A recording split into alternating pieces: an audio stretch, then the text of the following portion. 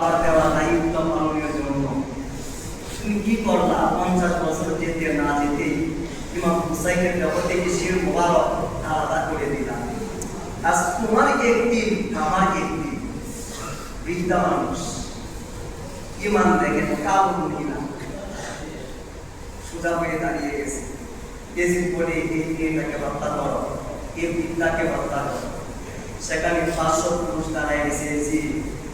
কি পাইছ? এই মহিলাটা আমাদের দেশের মহিলা, একে হত্যা করা হলে আমরা 500 পুরুষ তোমাকে ছাড়াবো না। মাস হইল মদিনা থেকে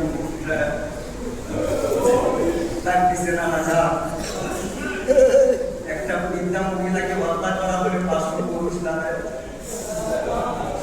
কিন্তু আপনার হুসাইনকে কারবালার ময়দানে হত্যা করা হয়েছে। আপনার হুসাইনের পক্ষে কেউ দাঁড়ায় নাই। সেদিন আমার হুসাইন বলেছিলেন, তোমাদের মধ্যে কি আছো আমাকে সহযোগিতা করবা। কিসের বাচ্চা, কিসের সম্পদ, কিসের দুনিয়া বলেন তো? আমরা মোল্লা হুসাইন পাকের কদমে আসি তো? কথা বলেন আসি তো?